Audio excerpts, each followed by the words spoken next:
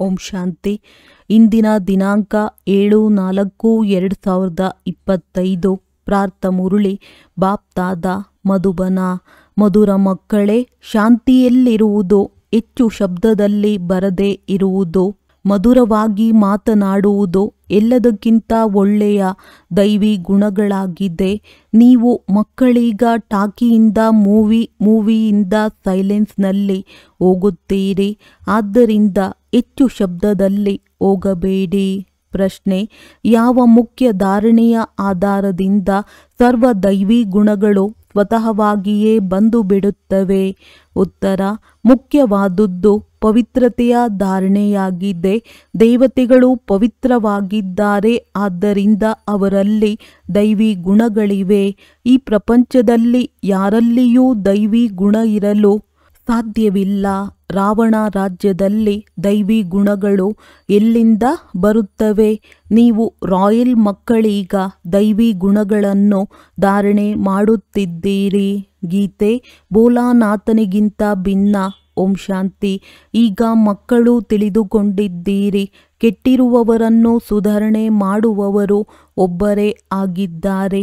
ಭಕ್ತಿ ಮಾರ್ಗದಲ್ಲಿ ಅನೇಕರ ಬಳಿ ಹೋಗುತ್ತಾರೆ, ಎಷ್ಟೊಂದು ತೀರ್ಥಯಾತ್ರೆಗಳನ್ನು ಮಾಡುತ್ತಾರೆ. ಕೆಟ್ಟಿರುವವರನ್ನು ಸರಿಪಡಿಸುವವರು, ಪತಿತರನ್ನು ಪಾವನ ಮಾಡುವವರು ಒಬ್ಬರೇ ಆಗಿದ್ದಾರೆ. ಸದ್ಗತಿದಾತ, ಮಾರ್ಗದರ್ಶಕ, ಮುಕ್ತಿದಾತನು ಅವರೊಬ್ಬರೇ ಆಗಿದ್ದಾರೆ. ಈಗ ಗಾಯನವಿದೆ, ಆದರೆ ಅನೇಕ ಮನುಷ್ಯರು ಅನೇಕ ಧರ್ಮ, ಮತ, ಪಂಥ, ಶಾಸ್ತ್ರಗಳಿರುವ ಕಾರಣ ಅನೇಕ ಮಾರ್ಗಗಳನ್ನು ಹುಡುಕುತ್ತಿದ್ದಾರೆ. ಸುಖ ಶಾಂತಿಗಾಗಿ ಸತ್ಸಂಗಗಳಿಗೆ ಹೋಗುತ್ತಾರಲ್ಲವೇ? ಯಾರು ಹೋಗುವುದಿಲ್ಲವೋ ಅವರು ಮಾಯಾವಿ ಮಸ್ತಿಯಲ್ಲಿಯೇ ಮಸ್ತರಾಗಿರುತ್ತಾರೆ. ಇದನ್ನು ಸಹ ನೀವು ಮಕ್ಕಳು ತಿಳಿದುಕೊಂಡಿದ್ದೀರಿ. ಈಗ ಕಲಿಯುಗದ ಅಂತ್ಯವಾಗಿದೆ. ಮನುಷ್ಯರು ಇದನ್ನೂ ಸಹ ತಿಳಿದುಕೊಂಡಿಲ್ಲ. ಸತ್ಯಯುಗವು ಯಾವಾಗ ಬರುತ್ತದೆ? ಈಗೇನಿದೆ ಇದನ್ನಂತೂ ಚಿಕ್ಕ ಮಕ್ಕಳು ಸಹ ತಿಳಿದುಕೊಳ್ಳಬಹುದಾಗಿದೆ. ಹೊಸ ಪ್ರಪಂಚದಲ್ಲಿ ಸುಖವು, ಹಳೆಯ ಪ್ರಪಂಚದಲ್ಲಿ ಅವಶ್ಯವಾಗಿ ದುಃಖವು ಇರುತ್ತದೆ. ಈ ಹಳೆಯ ಪ್ರಪಂಚದಲ್ಲಿ ಅನೇಕ ಮನುಷ್ಯರು, ಅನೇಕ ಧರ್ಮಗಳಿವೆ. ನೀವು ಯಾರಿಗೆ ಬೇಕಾದರೂ ತಿಳಿಸಬಲ್ಲಿರಿ. ಇದು ಕಲಿಯುಗವಾಗಿದೆ. ಸತ್ಯಯುಗವು ಕಳೆದಿದೆ. ಅಲ್ಲಿ ಒಂದೇ ಆದಿ ಸನಾತನ ದೇವಿ ದೇವತಾ ಧರ್ಮವಿತ್ತು, ಮತ್ಯಾವುದೇ ಧರ್ಮವಿರಲಿಲ್ಲ. ತಂದೆಯು ಅನೇಕ ಬಾರಿ ತಿಳಿಸಿದ್ದಾರೆ, ಆದರೂ ತಿಳಿಸುತ್ತಾರೆ. ಯಾರೇ ಬರಲಿ ಅವರಿಗೆ ಹೊಸ ಪ್ರಪಂಚ ಹಾಗೂ ಹಳೆಯ ಪ್ರಪಂಚದ ಅಂತರವನ್ನು ತೋರಿಸಬೇಕು.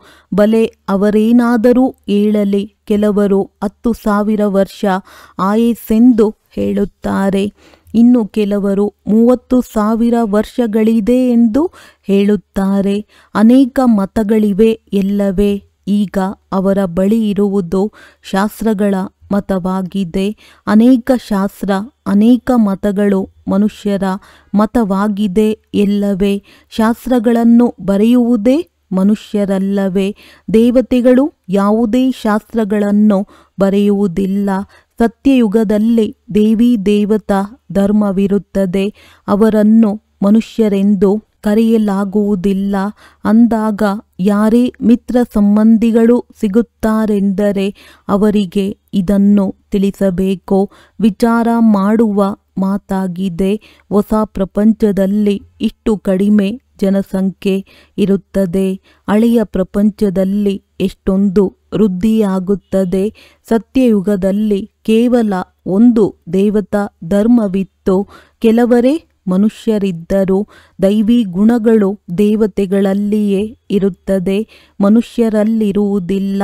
ಆದ್ದರಿಂದಲೇ ಮನುಷ್ಯರು ಹೋಗಿ ದೇವತೆಗಳ ಮುಂದೆ ನಮಸ್ಕಾರ ಮಾಡುತ್ತಾರಲ್ಲವೇ? ದೇವತೆಗಳ ಮಹಿಮೆ ಮಾಡುತ್ತಾರೆ, ಏಕೆಂದರೆ ಅವರು ಸ್ವರ್ಗವಾಸಿಗಳಾಗಿದ್ದಾರೆ. ನಾವು ನರಕವಾಸಿ, ಕಲಿಯುಗ ವಾಸಿಗಳಾಗಿದ್ದೇವೆಂದು ತಿಳಿದಿದೆ. ಮನುಷ್ಯರಲ್ಲಿ ದೈವಿ ಗುಣಗಳಿರಲು ಸಾಧ್ಯವಿಲ್ಲ. ಇಂಥವರಲ್ಲಿ ಬಹಳ ಒಳ್ಳೆಯ ದೈವಿ ಗುಣಗಳಿವೆ ಎಂದು ಯಾರಾದರೂ ಹೇಳಿದರೆ ತಿಳಿಸಿ. ದೈವಿ ಗುಣಗಳು ದೇವತೆಗಳಲ್ಲಿಯೇ ಇರುತ್ತವೆ, ಏಕೆಂದರೆ ಅವರು ಪವಿತ್ರರಾಗಿದ್ದಾರೆ. ಇಲ್ಲಿ ಪವಿತ್ರರಿಲ್ಲದಿರುವ ಕಾರಣ ದೈವಿ ಗುಣಗಳಿರಲು ಸಾಧ್ಯವಿಲ್ಲ, ಏಕೆಂದರೆ ಆಸುರಿ ರಾವಣ ರಾಜ್ಯವಲ್ಲವೇ. ಹೊಸ ವೃಕ್ಷದಲ್ಲಿ ದೈವಿ ಗುಣವಂತ ದೇವತೆಗಳಿರುತ್ತಾರೆ, ಮತ್ತೆ ಹಳೆಯ ವೃಕ್ಷವಾಗುತ್ತದೆ. ರಾವಣ ರಾಜ್ಯದಲ್ಲಿ ದೈವಿ ಗುಣವಂತರಿರಲು ಸಾಧ್ಯವಿಲ್ಲ. ಸತ್ಯಯುಗದಲ್ಲಿ ಆದಿ ಸನಾತನ ದೇವಿ ದೇವತೆಗಳ ಪ್ರವೃತ್ತಿ ಮಾರ್ಗವಿತ್ತು. ಪ್ರವೃತ್ತಿ ಮಾರ್ಗದವರದ್ದೇ ಮಹಿಮೆ ಮಾಡಲ್ಪಟ್ಟಿದೆ. ಸತ್ಯಯುಗದಲ್ಲಿ ನಾವು ಪವಿತ್ರ ದೇವಿ ದೇವತೆಗಳಾಗಿದ್ದೆವು. ಸನ್ಯಾಸ ಮಾರ್ಗವಿರಲಿಲ್ಲ. ಎಷ್ಟೊಂದು ವಿಚಾರಗಳು ಸಿಗುತ್ತವೆ, ಆದರೆ ಎಲ್ಲ ವಿಚಾರಗಳು ಯಾರ ಬುದ್ಧಿಯಲ್ಲಿರುವುದಿಲ್ಲ, ಮರೆತು ಹೋಗುತ್ತದೆ. ಆದ್ದರಿಂದ ಅನುತ್ತೀರ್ಣರಾಗುತ್ತಾರೆ. ದೈವಿ ಗುಣಗಳನ್ನು ಧಾರಣೆ ಮಾಡುವುದಿಲ್ಲ. ಒಂದೇ ದೈವಿ ಗುಣವು ಬಹಳ ಒಳ್ಳೆಯದಾಗಿದೆ. ಯಾರೊಂದಿಗೂ ಹೆಚ್ಚು ಮಾತನಾಡದಿರುವುದು, ಮಧುರವಾಗಿ ಮಾತನಾಡುವುದು, ಬಹಳ ಕಡಿಮೆ ಮಾತನಾಡಬೇಕು. ಏಕೆಂದರೆ ನೀವು ಮಕ್ಕಳು ಟಾಕಿಯಿಂದ ಮೂವಿಯಿಂದ ಸೈಲೆನ್ಸ್ನಲ್ಲಿ ಹೋಗಬೇಕಾಗಿದೆ. ಆದ್ದರಿಂದ ಶಬ್ದವನ್ನು ಬಹಳ ಕಡಿಮೆ ಮಾಡಬೇಕು. ಯಾರು ಬಹಳ ಕಡಿಮೆ ನಿಧಾನವಾಗಿ ಮಾತನಾಡುವರೋ ಅವರು ರಾಯಲ್ ಮನೆತನದವರೆಂದು ತಿಳಿಯುತ್ತಾರೆ. ಮುಖದಿಂದ ಸದಾ ರತ್ನಗಳೇ ಹೊರಬರುತ್ತಿರಲಿ. ಸನ್ಯಾಸಿ ಅಥವಾ ಯಾರೇ ಆಗಿರಲಿ, ಅವರಿಗೆ ಹೊಸ ಮತ್ತು ಹಳೆಯ ಪ್ರಪಂಚದ ಅಂತರವನ್ನು ತಿಳಿಸಬೇಕು. ಸತ್ಯಯುಗದಲ್ಲಿ ದೈವಿ ಗುಣವುಳ್ಳ ದೇವತೆಗಳಿದ್ದರು. ಅದು ಪ್ರವೃತ್ತಿ ಮಾರ್ಗವಾಗಿತ್ತು. ನೀವು ಸನ್ಯಾಸಿಗಳ ಧರ್ಮವೇ ಬೇರೆಯಾಗಿದೆ. ಆದರೂ ಇದನ್ನಂತೂ ತಿಳಿದುಕೊಳ್ಳುತ್ತೀರಲ್ಲವೇ. ಹೊಸ ಸೃಷ್ಟಿಯು ಸತೋ ಪ್ರಧಾನವಾಗಿರುತ್ತದೆ, ಈಗ ತಮೋ ಪ್ರಧಾನವಾಗಿದೆ. ಆತ್ಮವು ತಮೋ ಪ್ರಧಾನವಾದಾಗ ತಮೋ ಪ್ರಧಾನ ಶರೀರವೇ ಸಿಗುತ್ತದೆ. ಈಗ ಪತಿತ ಪ್ರಪಂಚವಾಗಿದೆ. ಎಲ್ಲರಿಗೆ ಪತಿತರೆಂದೇ ಹೇಳುತ್ತಾರೆ. ಸತ್ಯಯುಗವು ಪಾವನ ಸತೋ ಪ್ರಧಾನ ಪ್ರಪಂಚವಾಗಿರುತ್ತದೆ. ಅದೇ ಹೊಸ ಪ್ರಪಂಚವು ಈಗ ಹಳೆಯದಾಗುತ್ತದೆ.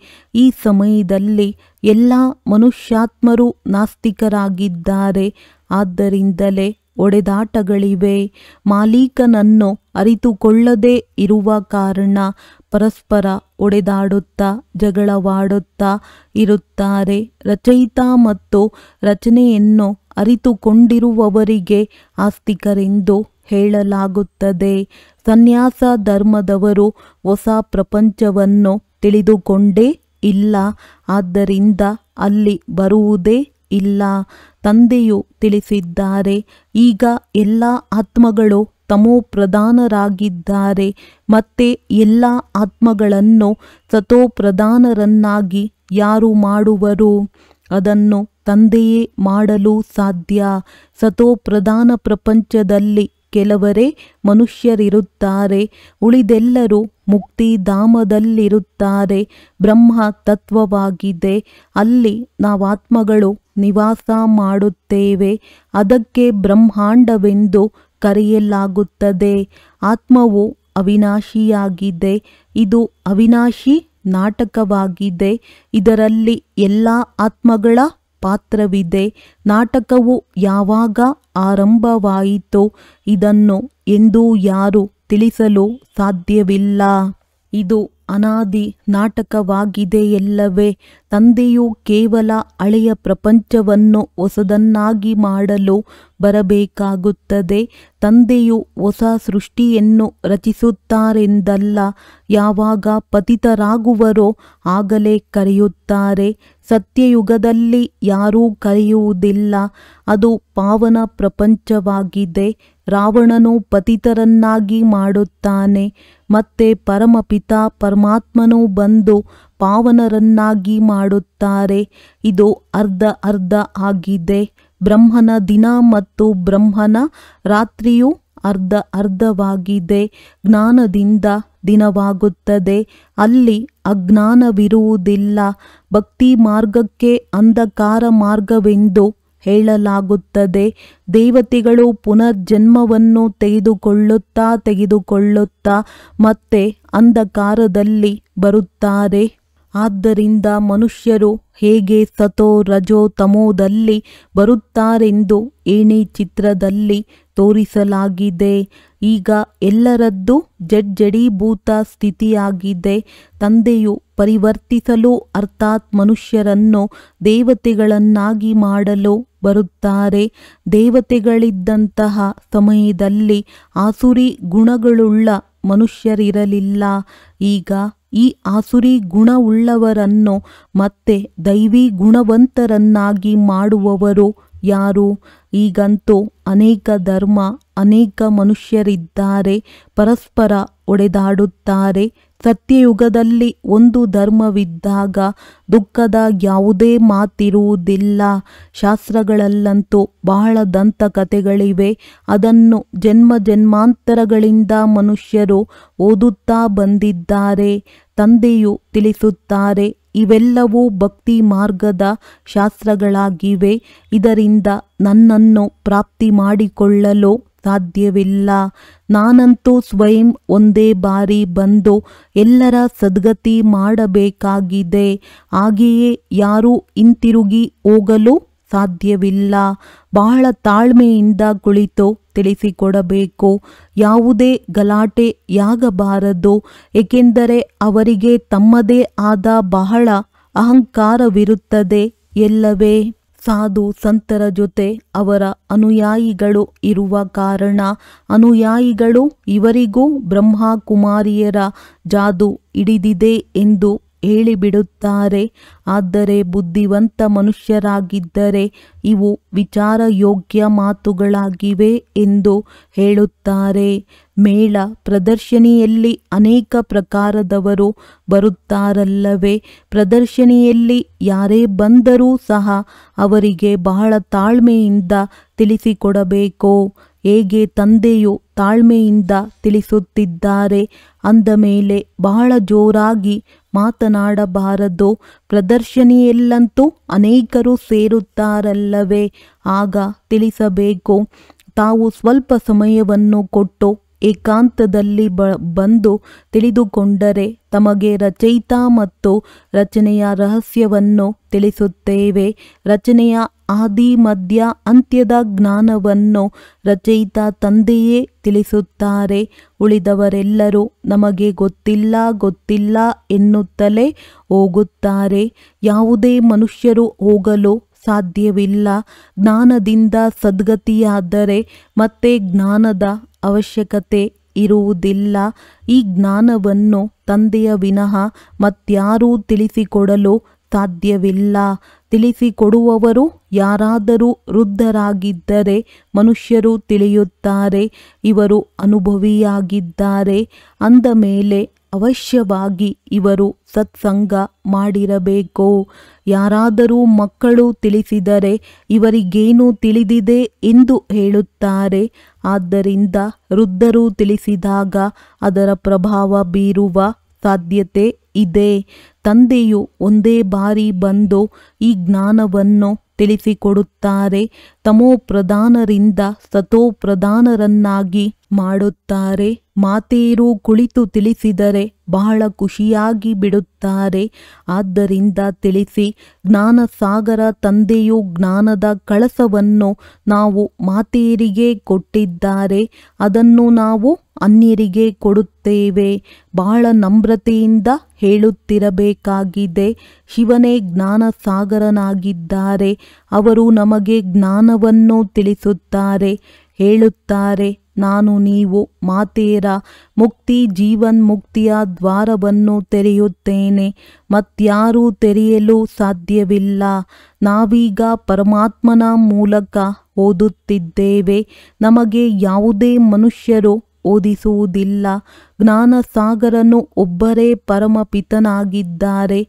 ನೀವೆಲ್ಲ ಭಕ್ತಿಯ ಸಾಗರರಾಗಿದ್ದೀರಿ, ಭಕ್ತಿಯ ಅಥಾರಿಟಿಯಾಗಿದ್ದೀರಿ.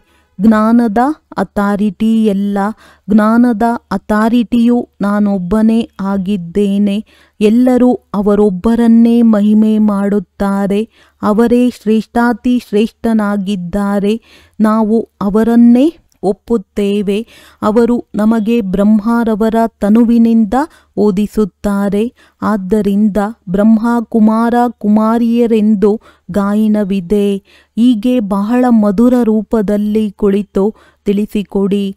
ಬಲೆ ಎಷ್ಟಾದರೂ ಓದಿರುವವರಾಗಿರಲಿ ಅನೇಕ ಪ್ರಶ್ನೆಗಳನ್ನು ಕೇಳುತ್ತಾರೆ. ಮೊಟ್ಟ ಮೊದಲಿಗೆ ತಂದೆಯ ಮೇಲೆ ನಿಶ್ಚಯ ಮೂಡಿಸಬೇಕಾಗಿದೆ. ಮೊದಲು ನೀವಿದನ್ನು ತಿಳಿದುಕೊಳ್ಳಿ, ರಚಯಿತನು ತಂದೆಯೇ ಅಥವಾ ಅಲ್ಲವೇ?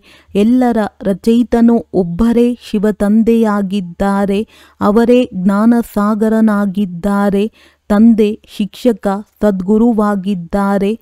ಮೊದಲಿಗೆ ಈ ನಿಶ್ಚಯವು ಬುದ್ಧಿಯಲ್ಲಿರಲಿ. ರಚಯಿತ ತಂದೆಯು ರಚನೆಯ ಆದಿ ಮಧ್ಯ ಅಂತ್ಯದ ಜ್ಞಾನವನ್ನು ತಿಳಿಸುತ್ತಾರೆ. ಅವರು ನಮಗೆ ಸತ್ಯವನ್ನೇ ತಿಳಿಸುತ್ತಾರೆ ಎಂದು ಹೇಳಿದಾಗ ಮತ್ಯಾವುದೇ ಪ್ರಶ್ನೆಯು ಉದ್ಭವಿಸಲು ಸಾಧ್ಯವಿಲ್ಲ. ತಂದೆಯು ಸಂಗಮ ಯುಗದಲ್ಲಿಯೇ ಬರುತ್ತಾರೆ. ಕೇವಲ ಇಷ್ಟನ್ನೇ ತಿಳಿಸುತ್ತಾರೆ, ನೀವು ನನ್ನನ್ನು ನೆನಪು ಮಾಡಿ, ಆಗ ಪಾಪಗಳು ಭಸ್ಮವಾಗುವವು. ಪತಿತರನ್ನು ಪಾವನ ಮಾಡುವುದೇ ನನ್ನ ಕೆಲಸವಾಗಿದೆ. ಈಗ ತಮೋಪ್ರಧಾನ ಪ್ರಪಂಚವಾಗಿದೆ. ಪತಿತ ಪಾವನ ತಂದೆ ಇಲ್ಲದೆ ಯಾರಿಗೂ ಜೀವನ್ಮುಕ್ತಿಯು ಸಿಗಲು ಸಾಧ್ಯವಿಲ್ಲ. ಎಲ್ಲರೂ ಗಂಗಾ ಸ್ನಾನವನ್ನು ಮಾಡಲು ಹೋಗುತ್ತಾರೆ. ಅಂದ ಮೇಲೆ ಪತಿತರಾದರಲ್ಲವೇ? ನಾನಂತೂ ಗಂಗಾ ಸ್ನಾನ ಮಾಡಿರಿ ಎಂದು ಹೇಳುವುದಿಲ್ಲ. ನನ್ನೊಬ್ಬನನ್ನೇ ನೆನಪು ಮಾಡಿ ಎಂದು ಹೇಳುತ್ತೇನೆ. ನಾನು ನೀವೆಲ್ಲ ಪ್ರಿಯತಮೆಯರ ಪ್ರಿಯತಮನಾಗಿದ್ದೇನೆ. ಎಲ್ಲರೂ ಒಬ್ಬ ಪ್ರಿಯತಮನನ್ನೇ ನೆನಪು ಮಾಡುತ್ತಾರೆ. ರಚನೆಯ ರಚಯಿತನು ಒಬ್ಬರೇ ತಂದೆಯಾಗಿದ್ದಾರೆ. ತಿಳಿಸುತ್ತಾರೆ, ಮಕ್ಕಳೇ, ದೇಹಿ ಅಭಿಮಾನಿಯಾಗಿ ನನ್ನನ್ನು ನೆನಪು ಮಾಡಿ, ಆಗ ಈ ಯೋಗಾಗ್ನಿಯಿಂದ ವಿಕರ್ಮಗಳು ವಿನಾಶವಾಗುತ್ತವೆ. ಹಳೆಯ ಪ್ರಪಂಚವು ಬದಲಾಗುತ್ತಿರುವ ಈ ಸಮಯದಲ್ಲಿಯೇ ತಂದೆಯು ಯೋಗವನ್ನು ಕಲಿಸುತ್ತಾರೆ. ವಿನಾಶವು ಸನ್ಮುಖದಲ್ಲಿ ನಿಂತಿದೆ. ನಾವೀಗ ದೇವತೆಗಳಾಗುತ್ತಿದ್ದೇವೆ. ತಂದೆಯು ಎಷ್ಟು ಸಹಜವಾಗಿ ತಿಳಿಸುತ್ತಾರೆ. ತಂದೆಯ ಸನ್ಮುಖದಲ್ಲಿ ಬಲೆ ಕೇಳುತ್ತಾರೆ, ಆದರೆ ಏಕರಸವಾಗಿ ಕೇಳುವುದಿಲ್ಲ. ಬುದ್ಧಿಯು ಅಲ್ಲಿ ಇಲ್ಲಿ ಓಡುತ್ತಿರುತ್ತದೆ. ಭಕ್ತಿಯಲ್ಲಿಯೂ ಹೀಗೆಯೇ ಆಗುತ್ತಿರುತ್ತದೆ. ಇಡೀ ದಿನವಂತೂ ವ್ಯರ್ಥವಾಗಿ ಹೋಗುತ್ತದೆ. ಆದರೆ ಯಾವ ಸಮಯವನ್ನು ನಿಗದಿಪಡಿಸಿಕೊಳ್ಳುತ್ತೀರೋ ಅದರಲ್ಲಿಯೂ ಸಹ ಬುದ್ಧಿಯು ಎಲ್ಲೆಲ್ಲಿಯೋ ಹೊರಟು ಹೋಗುತ್ತದೆ. ಎಲ್ಲರದ್ದು ಇದೇ ಸ್ಥಿತಿಯಾಗುತ್ತಾ ಇರುತ್ತದೆ. ಮಾಯೆಯಲ್ಲವೇ? ಕೆಲವು ಮಕ್ಕಳು ತಂದೆಯ ಮುಂದೆ ಕುಳಿತಿದ್ದಂತೆಯೇ ಧ್ಯಾನದಲ್ಲಿ ಹೊರಟು ಹೋಗುತ್ತಾರೆ. ಇದು ಸಹ ಸಮಯವನ್ನು ವ್ಯರ್ಥ ಮಾಡಿದಂತಾಯಿತಲ್ಲವೇ? ಸಂಪಾದನೆಯಂತೂ ಆಗಲಿಲ್ಲ. ತಂದೆಯು ತಿಳಿಸುತ್ತಾರೆ, ನೆನಪಿನಲ್ಲಿರಿ, ಇದರಿಂದ ವಿಕರ್ಮ ವಿನಾಶವಾಗುವುದು. ಧ್ಯಾನದಲ್ಲಿ ಹೋಗುವುದರಿಂದ ಬುದ್ಧಿಯಲ್ಲಿ ತಂದೆಯ ನೆನಪಿರುವುದಿಲ್ಲ. ಇವೆಲ್ಲ ಮಾತುಗಳಲ್ಲಿ ಬಹಳ ಗೊಂದಲವಿದೆ. ನೀವಂತೂ ಕಣ್ಣುಗಳನ್ನು ಮುಚ್ಚಲೂಬಾರದು. ನೆನಪಿನಲ್ಲಿ ಕುಳಿತುಕೊಳ್ಳಬೇಕಲ್ಲವೇ? ಕಣ್ಣುಗಳನ್ನು ತೆರೆಯುವುದರಲ್ಲಿ ಭಯಪಡಬಾರದು. ಕಣ್ಣುಗಳನ್ನು ತೆರೆದೇ ನೆನಪು ಮಾಡಬೇಕು. ಬುದ್ಧಿಯಲ್ಲಿ ಪ್ರಿಯತಮನ ನೆನಪೇ ಇರಲಿ. ಕಣ್ಣು ಮುಚ್ಚಿ ಕುಳಿತುಕೊಳ್ಳುವ ನಿಯಮವಿಲ್ಲ. ತಂದೆಯು ತಿಳಿಸುತ್ತಾರೆ, ನೆನಪಿನಲ್ಲಿ ಕುಳಿತುಕೊಳ್ಳಿ, ಆದರೆ ಕಣ್ಣು ಮುಚ್ಚಿ ಕುಳಿತುಕೊಳ್ಳಿ ಎಂದು ಹೇಳುವುದಿಲ್ಲ. ಕಣ್ಣುಗಳನ್ನು ಮುಚ್ಚಿಕೊಂಡು ಕತ್ತು ಬಗ್ಗಿಸಿ ಕುಳಿತುಕೊಂಡರೆ ತಂದೆಯು ಹೇಗೆ ನೋಡುತ್ತಾರೆ? ಕಣ್ಣುಗಳನ್ನೆಂದು ಮುಚ್ಚಬಾರದು. ಕಣ್ಣು ಮುಚ್ಚುತ್ತೀರೆಂದರೆ ಏನೋ ಬೆರಕೆ ಇದೆ ಎಂದರ್ಥ. ಮತ್ತೇನನ್ನೋ ನೆನಪು ಮಾಡುತ್ತಿರುತ್ತಾರೆ. ತಂದೆಯಂತೂ ತಿಳಿಸುತ್ತಾರೆ, ಮತ್ಯಾವುದೇ ಮಿತ್ರ ಸಂಬಂಧಿಗಳನ್ನು ನೆನಪು ಮಾಡಿದರೆ ನೀವು ಸತ್ಯ ಪ್ರಿಯತಮೆಯರಾಗಲಿಲ್ಲ. ಸತ್ಯ ಪ್ರಿಯತಮೆಯರಾದಾಗಲೇ ಶ್ರೇಷ್ಠ ಪದವಿಯನ್ನು ಪಡೆಯುತ್ತೀರಿ.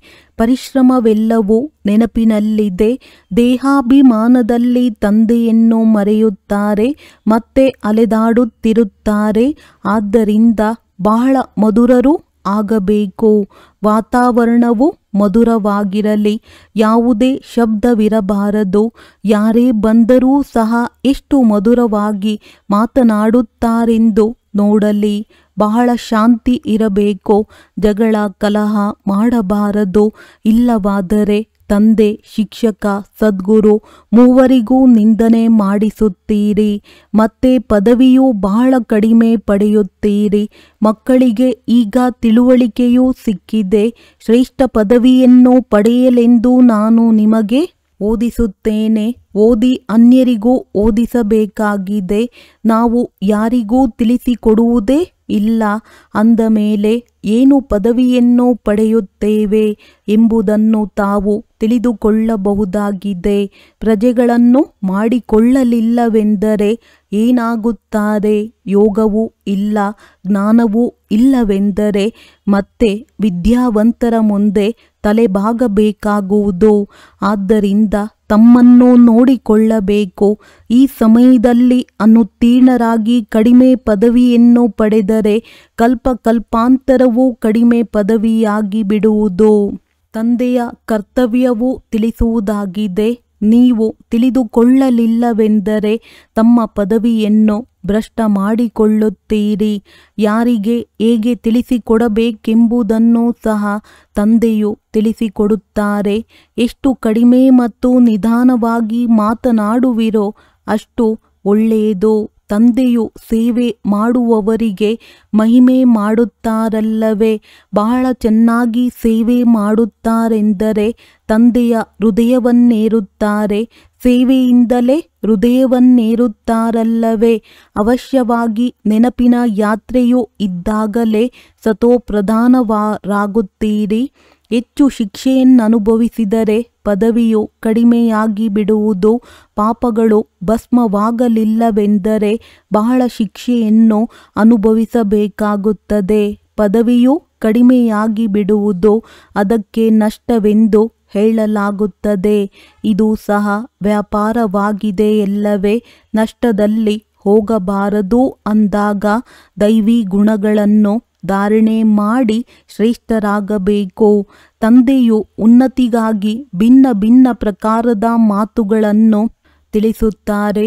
ಈಗ ಯಾರು ಮಾಡುವರೋ ಅವರೇ ಪಡೆಯುತ್ತಾರೆ. ನೀವು ಪರಿಸ್ಥಾನಿಗಳಾಗಬೇಕಾಗಿದೆ. ಆದ್ದರಿಂದ ಅಂತಹ ಗುಣಗಳನ್ನು ಧಾರಣೆ ಮಾಡಿಕೊಳ್ಳಬೇಕಾಗಿದೆ. ಒಳ್ಳೆಯದು. ಮಧುರಾತಿ ಮಧುರ ಅಗಲಿ ಹೋಗಿ ಮರಳಿ ಸಿಕ್ಕಿದ ಮಕ್ಕಳ ಪ್ರತಿ ಮಾತ್ಪಿತಾ ಬಾಪ್ದಾದಾರವರ ನೆನಪು, ಪ್ರೀತಿ ಹಾಗೂ ಸುಪ್ರಭಾತ. ಆತ್ಮೀಯ ಮಕ್ಕಳಿಗೆ ಆತ್ಮೀಯ ತಂದೆಯ ನಮಸ್ತೆ. ಧಾರಣೆಗಾಗಿ ಮುಖ್ಯ ಸಾರ: ಯಾರೊಂದಿಗಾದರೂ ಬಹಳ ನಮ್ರತೆ ಮತ್ತು ನಿಧಾನವಾಗಿ ಮಾತನಾಡಬೇಕಾಗಿದೆ. ಮಾತು ನಡತೆ ಬಹಳ ಮಧುರವಾಗಿರಬೇಕಾಗಿದೆ. ವಾತಾವರಣವು ಶಾಂತಿಯಿಂದ ಕೂಡಿರಲಿ. ಯಾವುದೇ ಶಬ್ದವಿರಬಾರದು. ಆಗಲೇ ಸೇವೆಯ ಸಫಲತೆಯು ಸಿಗುವುದು. ಸತ್ಯ ಸತ್ಯ ಪ್ರಿಯತಮೆಯರಾಗಿ ಒಬ್ಬ ಪ್ರಿಯತಮನನ್ನು ನೆನಪು ಮಾಡಬೇಕಾಗಿದೆ. ನೆನಪಿನಲ್ಲೆಂದೂ ಕಣ್ಣು ಮುಚ್ಚಿ ತಲೆ ಬಗ್ಗಿಸಿಕೊಂಡು ಕುಳಿತುಕೊಳ್ಳಬಾರದು. ದೇಹಿ ಅಭಿಮಾನಿಯಾಗಿರಬೇಕಾಗಿದೆ. ವರದಾನ: ಸರ್ವ ಖಜಾನೆಗಳನ್ನು ಸ್ವಯಂನ ಪ್ರತಿ ಮತ್ತು ಅನ್ಯರ ಪ್ರತಿ ಉಪಯೋಗಿಸುವಂತಹ ಅಖಂಡ ಮಹಾದಾನಿ ಭವ. ಹೇಗೆ ತಂದೆಯ ಭಂಡಾರ ಸದಾ ನಡೆಯುತ್ತಿರುತ್ತದೆ, ಪ್ರತಿದಿನ ಕೊಡುತ್ತಿರುತ್ತಾರೆ, ಅದೇ ರೀತಿ ತಮ್ಮದೂ ಸಹ ಅಖಂಡ ಭಂಡಾರ ನಡೆಯುತ್ತಲೇ ಇರಲಿ. ಏಕೆಂದರೆ ನಿಮ್ಮ ಬಳಿ ಜ್ಞಾನದ, ಶಕ್ತಿಗಳ, ಖುಷಿಯ ತುಂಬಿರುವ ಭಂಡಾರವಿದೆ. ಇದನ್ನು ಜೊತೆಯಲ್ಲಿಟ್ಟುಕೊಳ್ಳುವುದು ಅಥವಾ ಉಪಯೋಗಿಸುವುದರಲ್ಲಿ ಯಾವುದೇ ಪ್ರಕಾರದ ಅಪಾಯವಿಲ್ಲ. ಈ ಭಂಡಾರ ತೆರೆದಿಟ್ಟರೆ ಕಳ್ಳರು ಬರುವುದಿಲ್ಲ, ಬಂದ್ ಮಾಡಿಬಿಟ್ಟರೆ ಕಳ್ಳರು ಬಂದು ಬಿಡುವರು. ಆದ್ದರಿಂದ ಪ್ರತಿದಿನ ನಿಮಗೆ ಸಿಕ್ಕಿರುವ ಖಜಾನೆಗಳನ್ನು ನೋಡಿಕೊಳ್ಳಿ ಮತ್ತು ಸ್ವಯಂ ಪ್ರತಿ ಹಾಗೂ ಅನ್ಯರ ಪ್ರತಿ ಉಪಯೋಗಿಸಿ. ಆಗ ಅಖಂಡ ಮಹಾದಾನಿಯಾಗಿ ಬಿಡುವಿರಿ. ಸ್ಲೋಗನ್: ಕೇಳಿದ್ದನ್ನು ಮನನ ಮಾಡಿ ಮನನ ಮಾಡುವುದರಿಂದಲೇ ಶಕ್ತಿಶಾಲಿಯಾಗುವಿರಿ. ಅವ್ಯಕ್ತ ಸೂಚನೆ: ಕಂಬೈನ್ಡ್ ರೂಪದ ಸ್ಮೃತಿಯಿಂದ ಸದಾ ವಿಜಯಿಯಾಗಿರಿ. ಸೇವೆ ಮತ್ತು ಸ್ಥಿತಿ: ತಂದೆ ಮತ್ತು ನೀವು. ಇದು ಕಂಬೈನ್ಡ್ ಸ್ಥಿತಿ. ಕಂಬೈನ್ಡ್ ಸೇವೆ ಮಾಡಿ ಆಗ ಸದಾ ಫರಿಷ್ಠೆ ಸ್ವರೂಪದ ಅನುಭವ ಮಾಡುವಿರಿ. ಸದಾ ತಂದೆಯ ಜೊತೆಯಿದೆ ಮತ್ತು ಜೊತೆಗಾರರು ಇದ್ದಾರೆ. ಈ ಡಬಲ್ ಅನುಭವವಾಗಲಿ. ಸ್ವಯಂನ ಲಗನ್ನಲ್ಲಿ ಸದಾ ಜೊತೆಯ ಅನುಭವ ಮಾಡಿ ಮತ್ತು ಸೇವೆಯಲ್ಲಿ ಸದಾ ಜೊತೆಗಾರರ ಅನುಭವ ಮಾಡಿ. ಒಳ್ಳೆಯದು. ಓಂ ಶಾಂತಿ.